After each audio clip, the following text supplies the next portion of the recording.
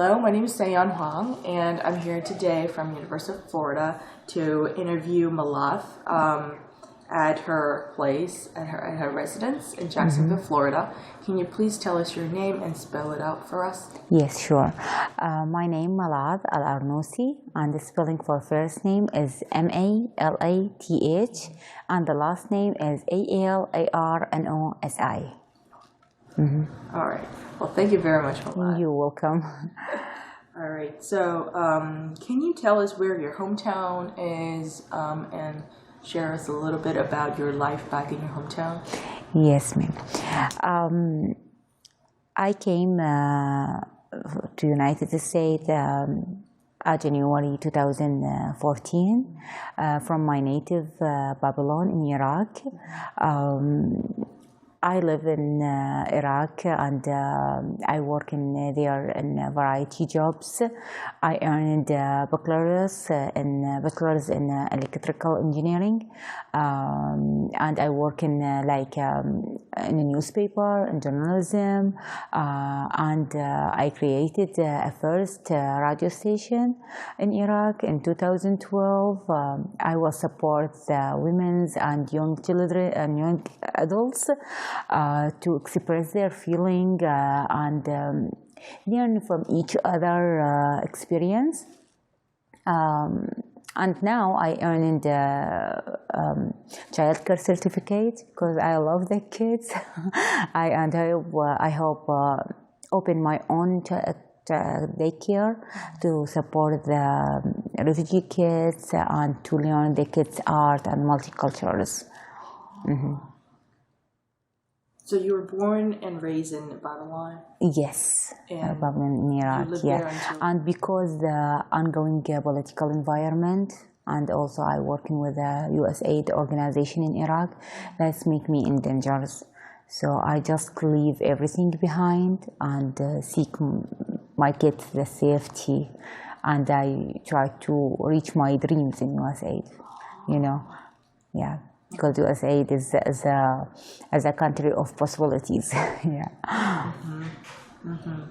so you came from Babylon to the United States yes, in 2014. Yeah. And when I arrived to USAID, I came to Illinois, Chicago. So in the winter of 2014, so I just after 15 days, I take decision to came to Jacksonville, Florida. I faced there the first challenge about the weather. so freeze. So it's so different from my country weather, and also the lack of Arabic community. So I just take decision to came to Jacksonville, Florida. Yeah. Oh, wow. So you arrived through Chicago. Yeah. But you stayed there for about 15 days? 15 days, yeah. I should take this, I can't stay there. Wow. Yeah, the weather is so bad. And when I asking there about the community, for me, the community is first things important, So I just take decision to came to Jacksonville, Florida. Yeah.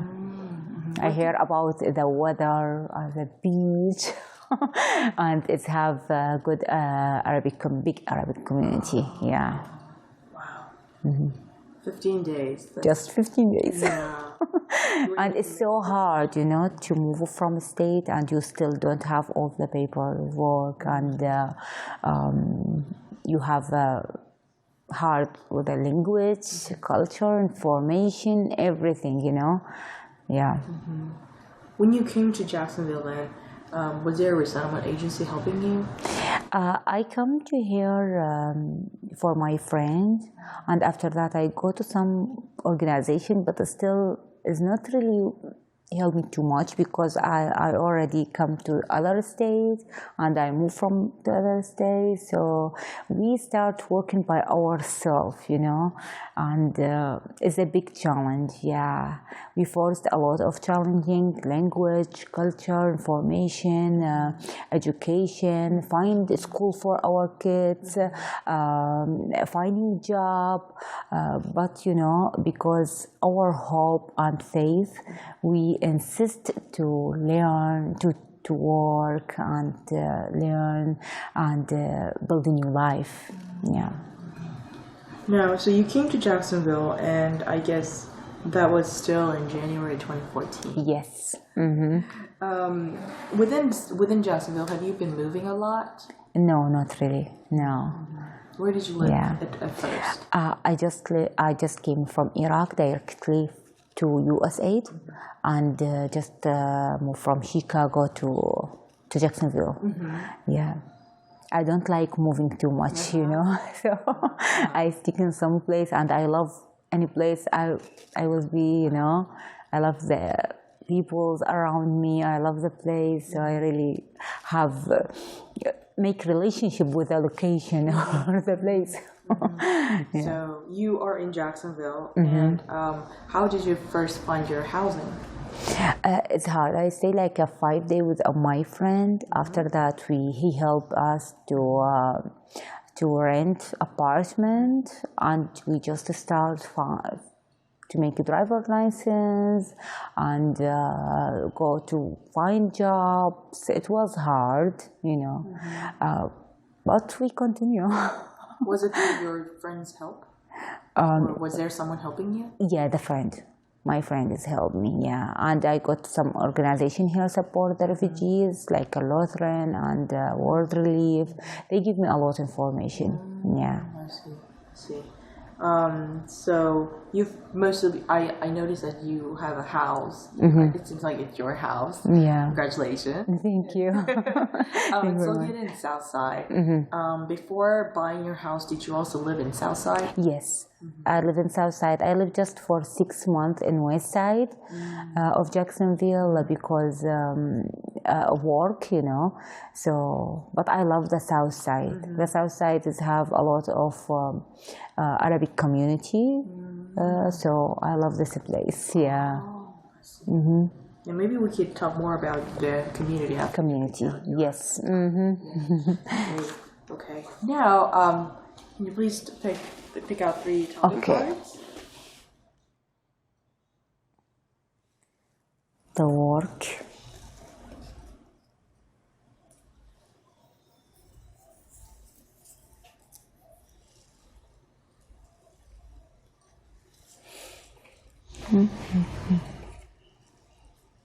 Community.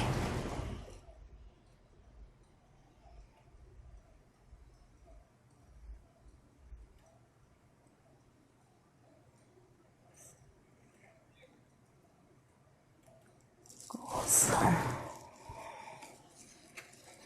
Yep. Okay, so you chose work, Yeah. community, and goals. Okay. Yeah, you can start telling us about these topics, any of these topics. Yeah. Okay. So the interview starts when I'm working with this one, or it's already continue? It's already started. Oh, it's already started. Okay. Feel free to, it's a conversation. Okay, yes, ma'am. About the work. When I cooperate, you know, every time you have a different goals in the life. And when in my country, I have a different goals. My goals is really sometimes different, sometimes similar, you know. My goals in the beginning, I want to be like working in media, but I really study engineering, but I still dream about the media, journalism, radio station, and like this, and help the people. So I'm really not working in my degree, engineering. I just take decision to I earn it, but I still working with the peoples. I love community. I love give back for the peoples. So I just working with a USA organization there to help the refugee from other city because of the war, and also to help the government because it's a new government and democratic, you know. So help them by give them a training to how they deal with the media, how they deal with the peoples, how they, build a new country, depending about the democratic and the freedom and like this. So we just working with like this organization, and that's give me too much experience, and I love this part of my job with the peoples.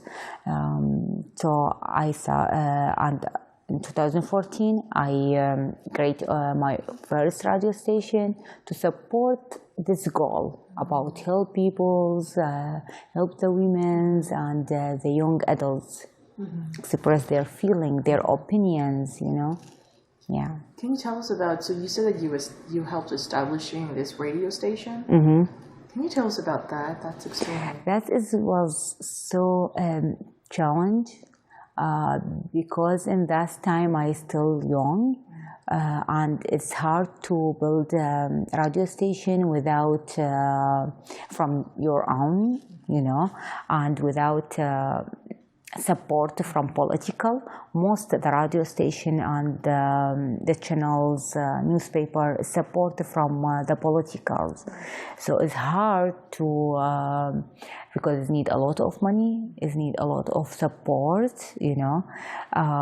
So it's hard to open your own radio station, but we did it. My husband, he's specialist in the networks and like this, so he helped me to do everything by his hand. And also I have a lot of friends, they work and volunteer with me. So we built the radio station, and it was so different from other radio station because we have a different goal and different message for the community. Yeah.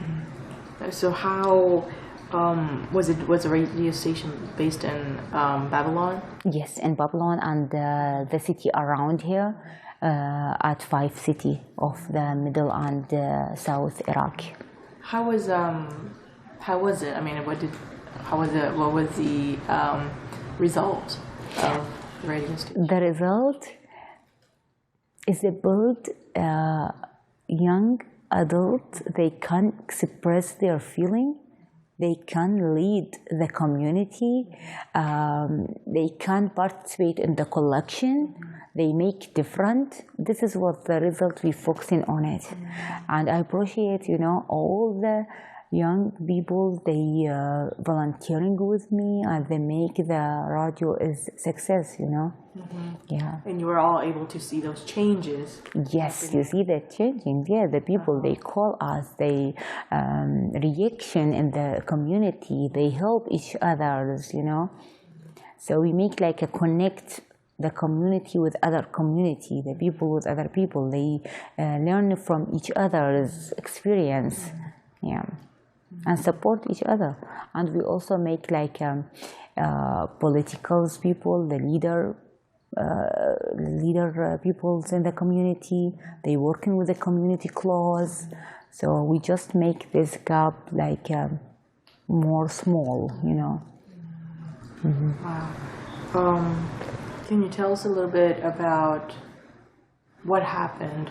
Specifically, what happened to your life that made you decide to come to be resettled? Me and many people is now still waiting in my country to came to here. We working with a USAID organization. We working with a USAID army. So that makes some people, they don't like that. They think we are working for USAID, not working for our country.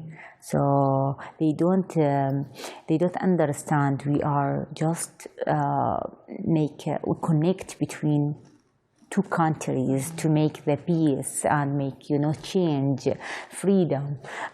So they don't understand this relationship. So that's make us in danger. Many of the people they working with us, they killed, or they lose their life, or their family's life, or their kids' life. So that's make us, one day when I get some message from unknown peoples, they told me you have to go leave this country because you're working with the USAID. oh, what? You know, I know in this time, in this point, I'm in danger, me and my family and my kids. So I just take decision to start working about leave my country. I leave everything behind. I'm successful there. I have my dreams. I reach my dreams there. I have family. I have a lot of friends, my home, a good work there. And also, you know, I reach all my dreams.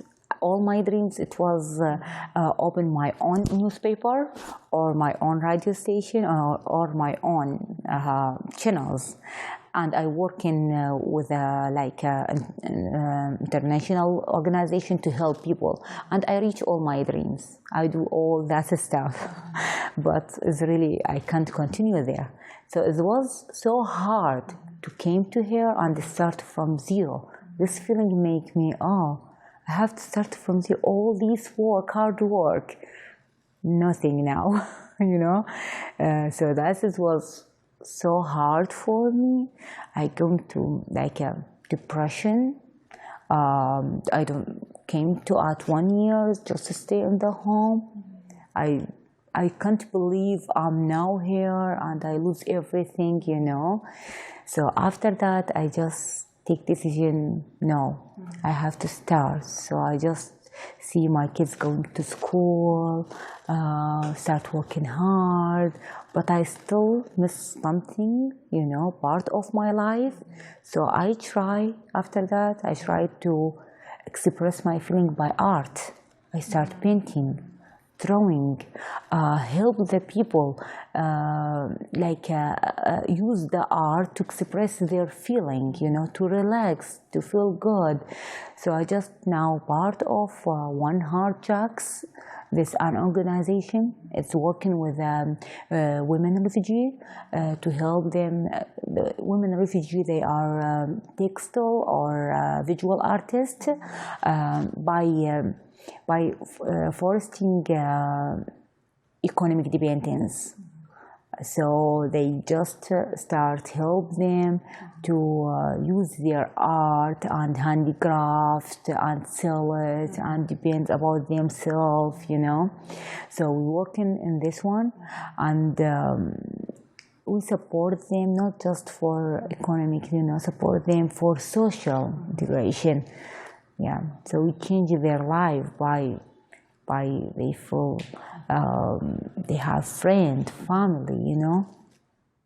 They belong for this city. They belong for this country, you know. Mm-hmm. Mm-hmm. How long did the resettlement process take for you to finally be here in the United States? It's really not depend about the time. I always tell my friend, you're gonna come, you can start from the first day and the first minute when you came to USA. It's just to be change the idea, because everything is just an idea. So if you think you can do it, you're gonna do it. If you think about what the positive here, you're gonna do it. You're gonna feel anything.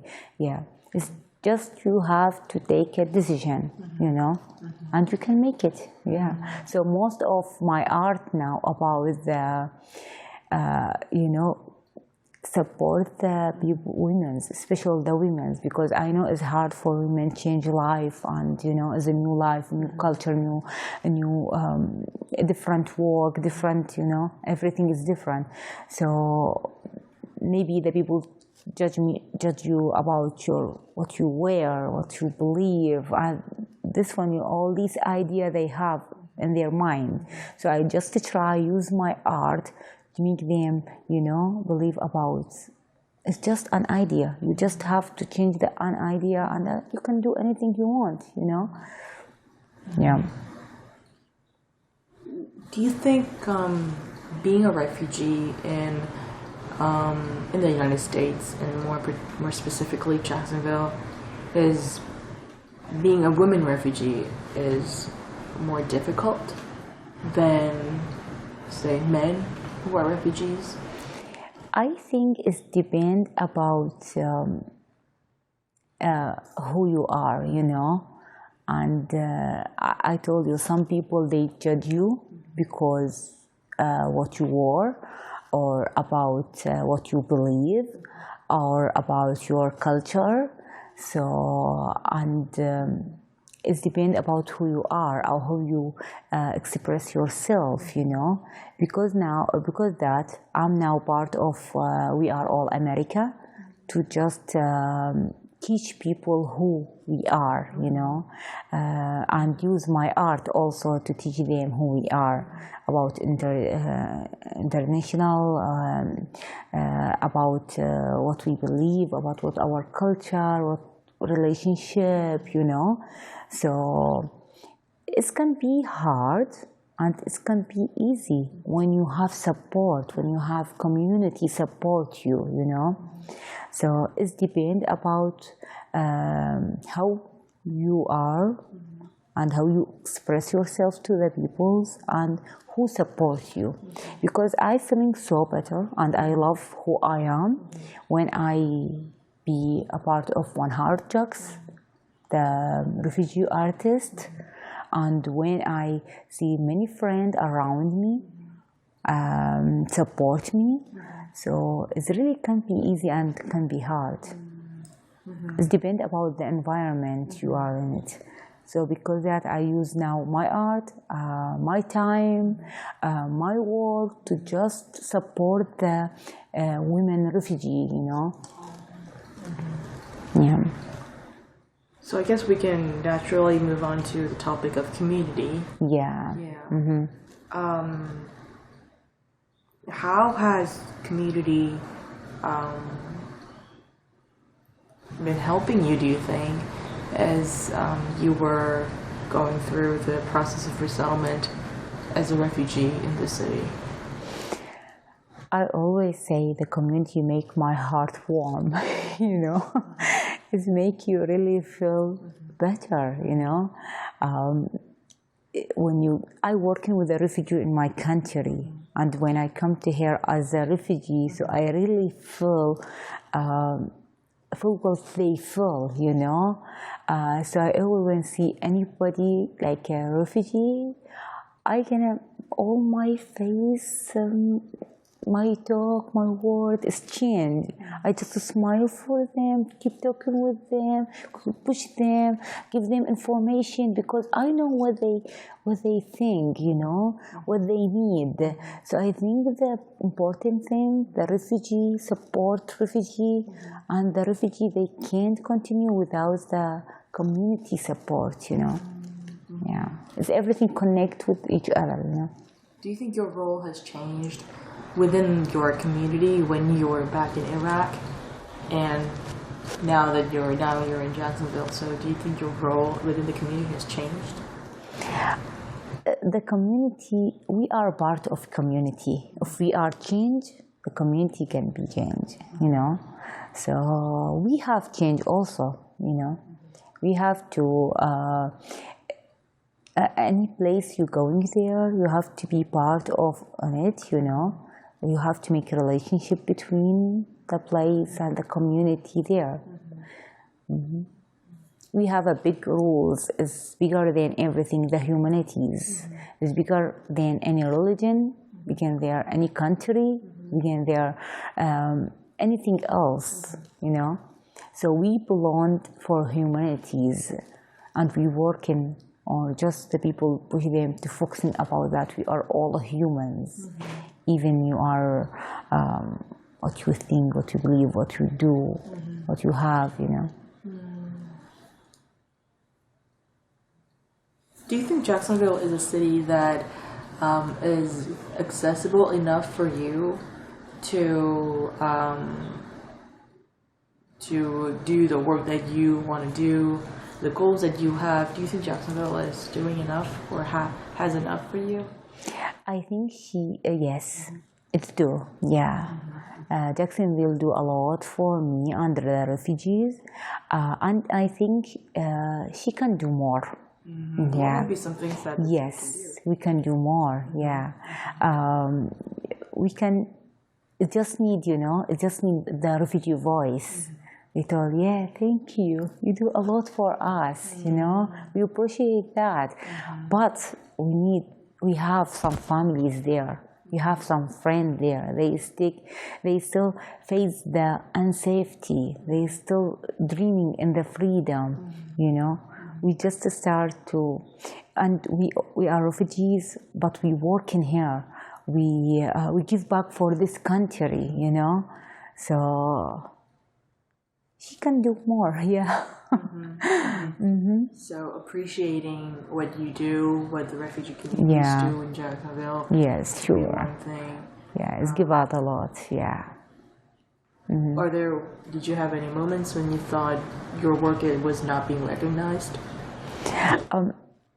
When you work, you're working with the people, and you can see the result so immediately, So, I think, they organize that. Even it's not big, but one day they can organize it, How has it been raising your children here compared to when you were in Iraq? Some stuff is good, but we miss some stuff. Here, the medical, the doctor, the hospitals, the schools, everything here is really good, But the same things, the language, the culture, we miss some stuff, the religion, we miss some stuff, But we start working with it because that I thinking about open my own daycare, to put, my ideas, learn the kids about multicultural, support them with the other languages, It's hard now to see the kids speak only one, they lose their mother language, So, Why did you decide to, what was your motivation? What happened there that made you set up this new goal of opening your own childcare? I love the kids, and I see a lot of the kids in my country. They lose families, they are hungry, they are leaving the street. So that's make me all the time I thinking about them. And when they came here, sometimes the people they acting with them like a normal kids. But they are suffering a lot of stuff in their country. They need a different support, They need more support. When they came here, they speak different language. They feel sometimes lonely. They don't have a friend. They don't have community. So I just thinking they are different culture. When they come back to home, they cooperate that. Outside is different culture, in the home different culture. So they grow up and a lot of different around them. We just try to help their kids accept the different each others, learn from each others, and also can express their feeling and support them to make the best. So this childcare service that you're considering starting, is it going to be just for refugees? No, it's going to be for all the kids. Because you can't success when you make I don't like to separate the peoples. All the people are the same. So I don't like to separate the peoples. Or somebody put me in the, you are a woman, or you are Arabic, you are Muslim, you are I don't like all these kind of, make you in groups. I like the all peoples together. And we can't, learn the, respect the other difference if you don't see the difference, and learn from other difference. So we have to be all together, but we have to acting more kind, with others. Do you think when you open when you start the service, What do you think will be some benefits for the kids, the children of the refugee families, and at the same time the children of non-refugee families? For the refugees kids, it's gonna be the family is gonna be more comfortable because I see that many people, many families when came here, they scared to take their kids for the daycare because they don't know, they don't have any information about what they can do in this time, how gonna the people acting with them, how they are, they don't speak English, so how can they say I'm hungry, how can they say I'm gonna go to the restroom, so I know the families, they're gonna worry a lot for their kids, so this one gonna help them, you know. And we can teach a different language. We can teach them a different ideas about accept the peoples, all the peoples is equal. They take information about a lot of cultures, you know, different cultures. Yeah. Yeah, it would be really good. Yeah. Because it seems like the reason why you started thinking of doing that is because was it because that's a kind of service that you can't find in the city? I don't see any like a daycare they working about a different language, you know. I remember one day my son come back from the school and he told me, Mommy, today I translate for other kids, a new student in my class. I told him, oh really? He said, yes, he's came from Syria. I talking with him and the teacher told me you have to sit behind him to help him, told him what I gonna say, you know. So I just help him. I told him, oh, that's great. He told me, Mommy, but I have difficult to translate everything, you know, because he now speak English more than Arabic. Yeah, so it's hard to translate for him everything. I told him, yes, right. Many schools they don't have any interpreter. So when I go to this school, it's an ESOL school. I see some families they try to talking with the teacher, but they can't. The teacher, she can't understand them. They can't understand the teacher. I try to interpret for them. So I just thinking, oh, as many kids now in the school, they don't know anything in the beginning, you know. It's need time to learn the language. It's need time to know the rules. It's need time to know what they have to do, what they have, you know, not doing. So it's need time. So we can do that. We learn other languages, you know.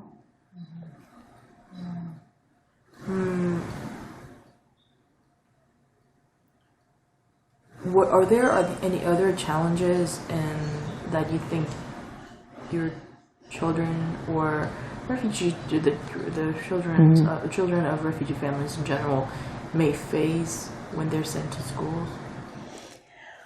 I think the first thing is language, and the second thing is the rules, you know, because the families, they don't know anything about the school rules. It's so different from the school in our countries. I'm one of them. When I go to the school the first time, I see, oh, so different. Like I don't know anything about the school. Everything's different.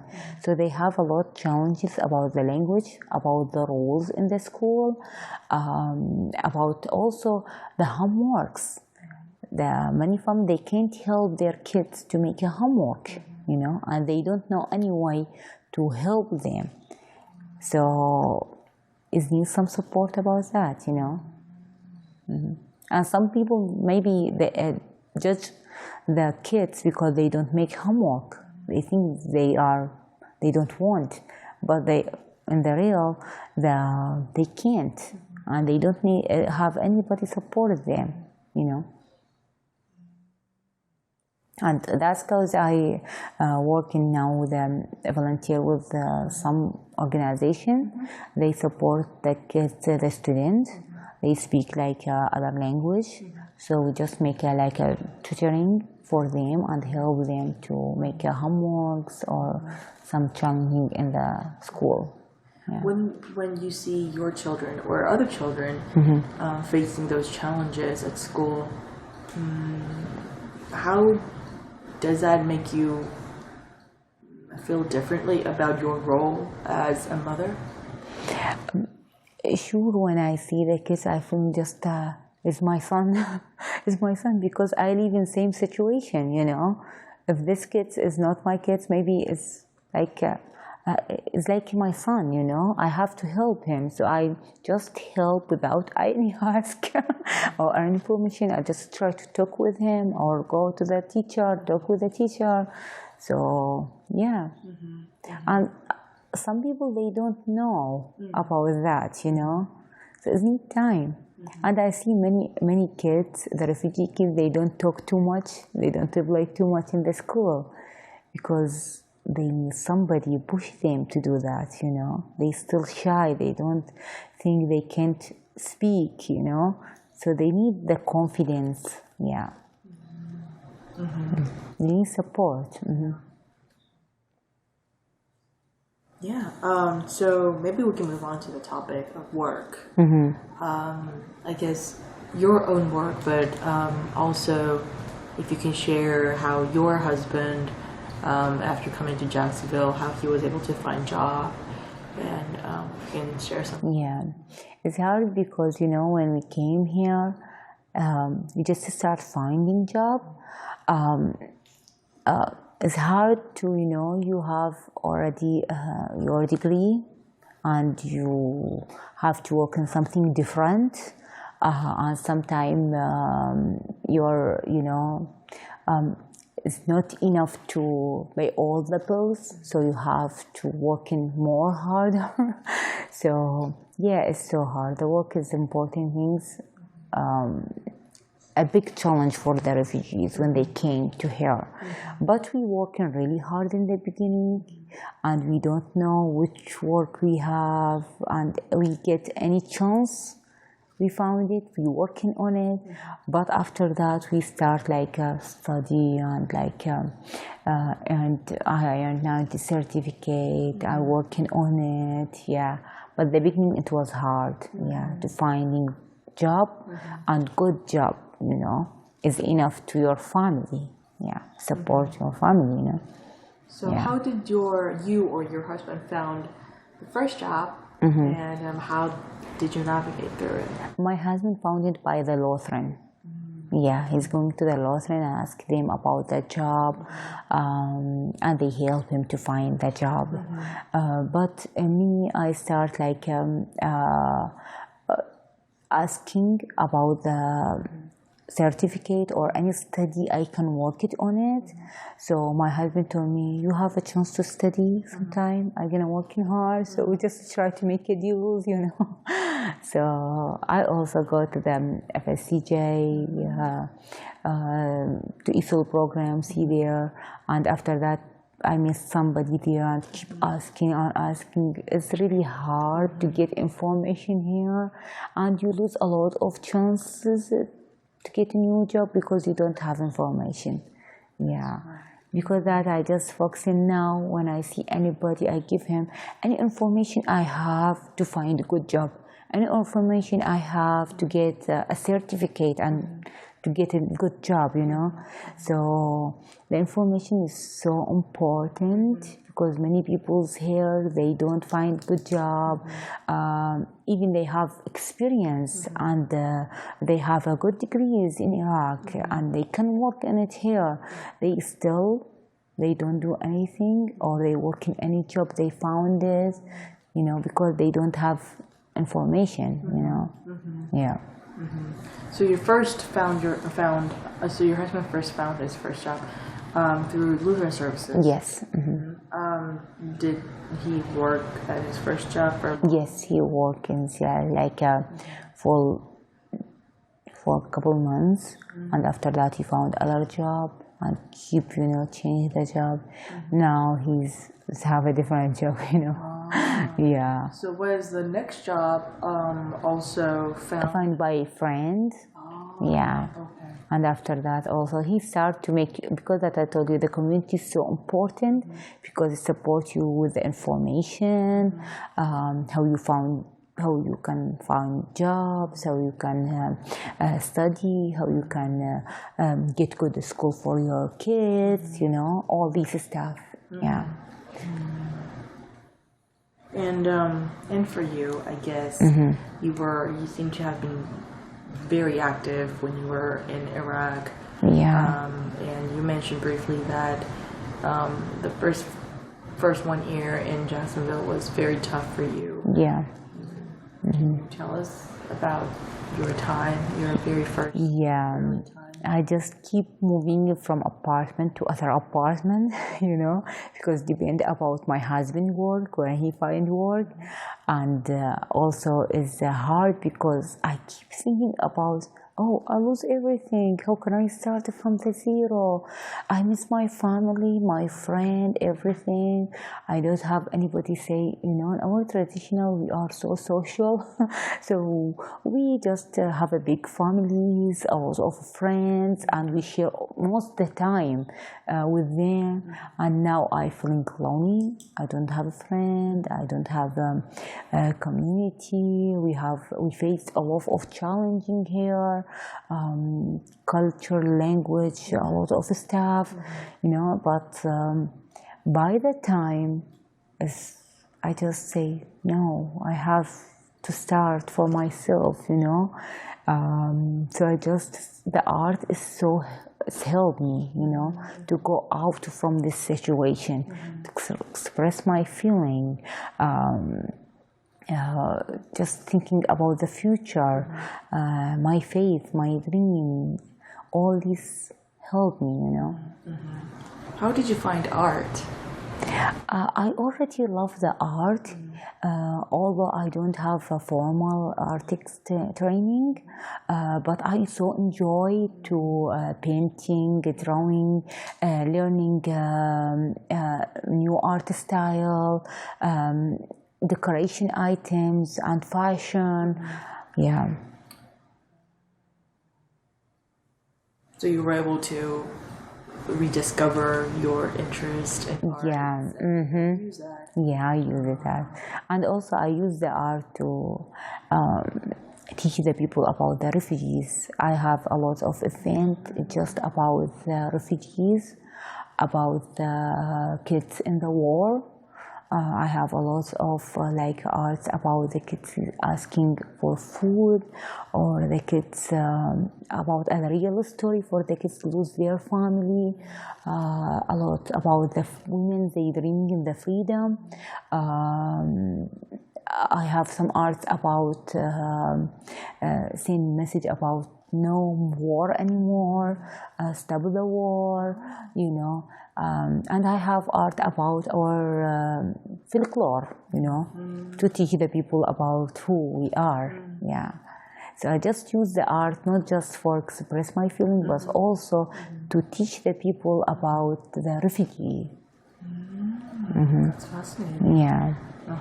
I have some art about the Syrian refugee who is seeking in the sea, the Iraqi refugees, how they lose their family, the kids, how they lose their family, about the long line of the kids, they just stand to get some food or drink, about the refugees, they leave their cities to go to other city just to thinking their safety, for their kids.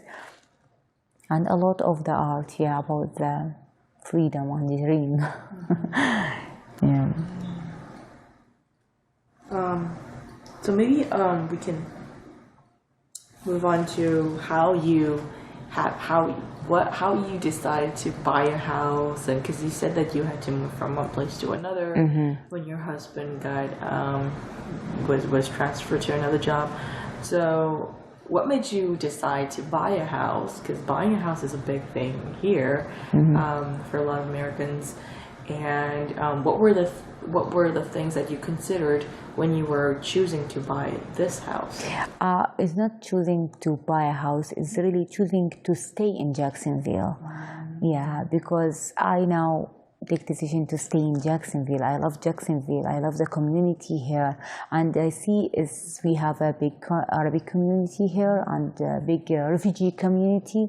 They need support and they need somebody, to push them and give them information and support them. And I see a lot of friends here, make a lot of friends. They support me. I build good relationship here, So I really love Jacksonville. I love the weather. I love the beach. We enjoy here. Yeah. Do you go to the beach or parks a lot? Yes, the first place when I come to Jacksonville, I say, what the best thing is the Jacksonville? My friend says, the beach. Okay, so take me to the beach. So I go to the beach. Oh, I love it. We have a bigger walls in our country, but we don't have a beach. So this was the first time I see the beach, and I love it. We try to go every Sunday with my kids to the beach, in summer. Yeah. So it's take a decision, You love this place, you're gonna stay. You're feeling this place give you a lot of experience, a lot of love, and you have to give this place also the love and help and your experience. Yeah. How did you end up deciding to live here, though?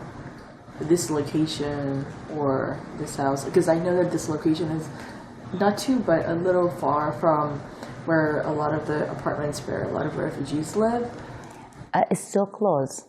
It is. Yeah, it's so close for refugees apartments. Yeah, we have around me like 3 of refugees apartments.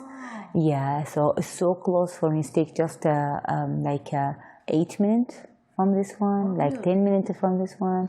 So it's more. All of them it's just less than 15 minutes. Yeah, and I have a friend of all these refugee apartments. So yeah. was that one of the reasons why you chose to stay? Yeah, because I live in Illinois, Chicago, just because the community. I can't live without a community.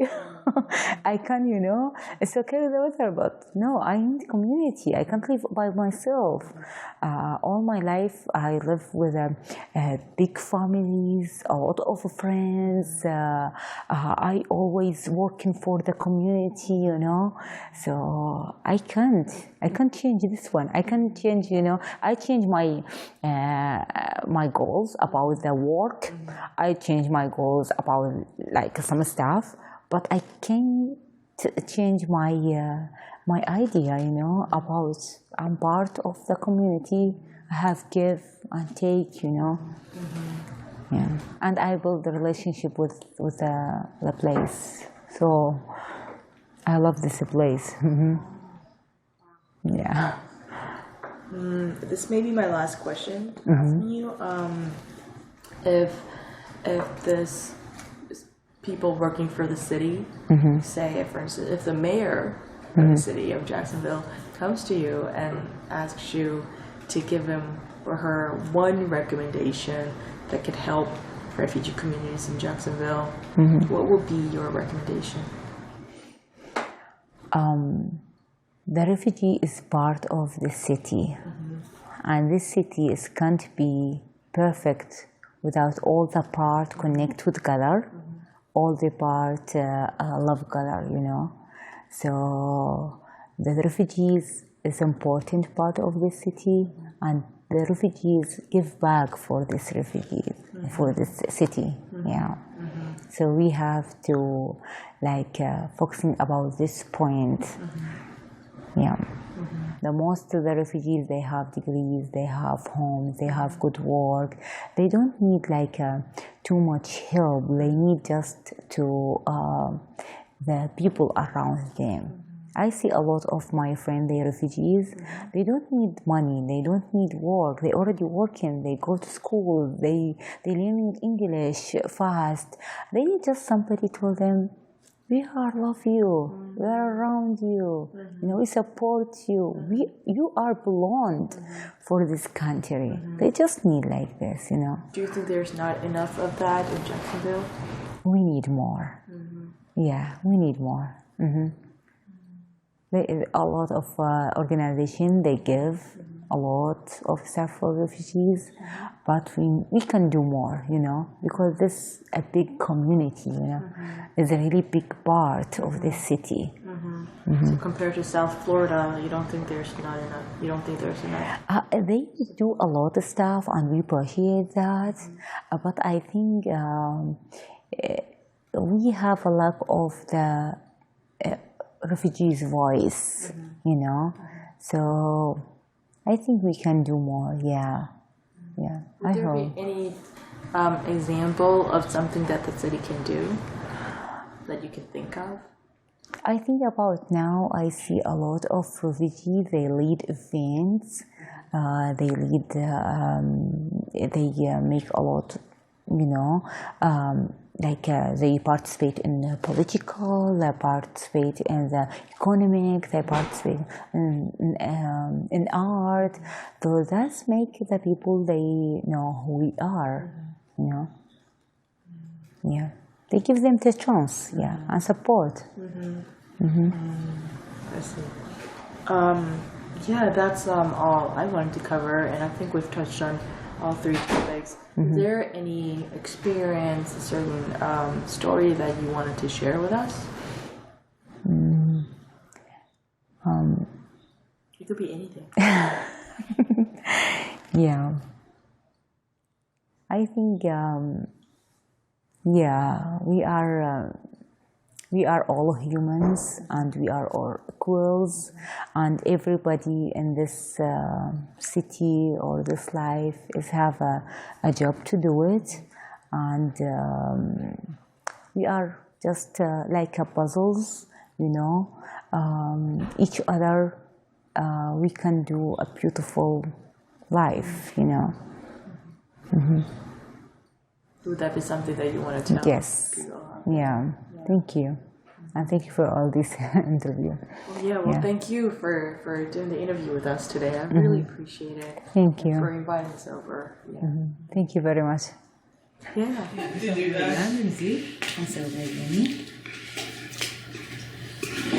Will you show us or explain what they are or what you've made? We have some the blue eyes here. I use it a lot in my decoration because it's from the Iraqi folklore about the Iraqi ancient peoples or the Middle East. Not the Middle East ancient people. They believe the blue eyes protect them from the evil, from the jealous people. So they put it in the home, in the accessories. They put it in any decoration they have. But now it's just, we don't believe about that. But we still use it because we remember these peoples, and we like our folklore, Yeah. And we have some stuff about, because this is a Ramadan month, so this is a holy word about God and Muhammad. Some Arabic, small, and this is the holy book also, Quran Kareem. I also want some decoration here about the God word and the candle. So I love decoration, so I make some special stuff, give some idea for the people that come to my home about who we are, what we believe, what we think,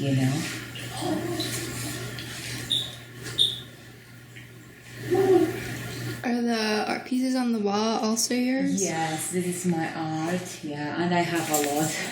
But I put this one because it's, as a connect with the blue colors and my stuff.